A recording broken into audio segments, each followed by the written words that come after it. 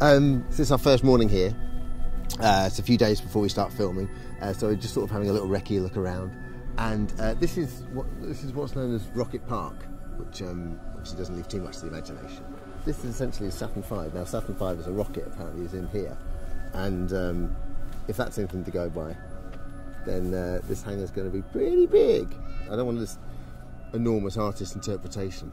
Let's touch some rocket.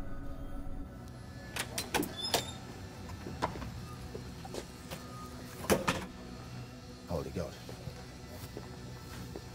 Wow, there's not much room for error.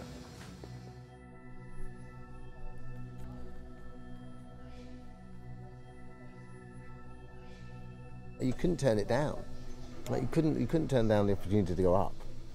Even though the more I read about it, the more terrifying it is, and especially the length of stay. I mean, Space Shuttle, it was quite, certainly not sedate, but you know, you feel the rumblings, and then you're pretty quickly into the orbit, and then before you know it, you're effectively flying a spacecraft. I think this, from what Katie said, who went up in the Soyuz, this is a whole different scenario because you've got no control whatsoever. I mean, now we're in a position where, you know, even though they're using the same 47-year-old technology, but now we're in a position where we can put people up in space relatively easily, in the grand scheme of things. But it's these guys that went up at the, you know, in the 70s, late 60s. They're the guys that you just think, with the balls.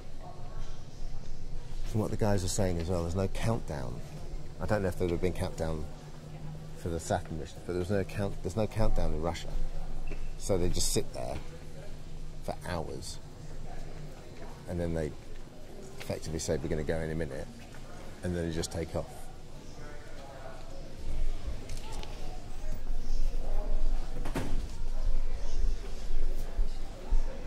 It's vast.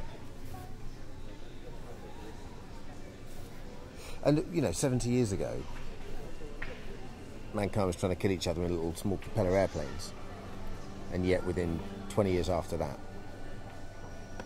so it was pretty much what they were orbiting the Earth.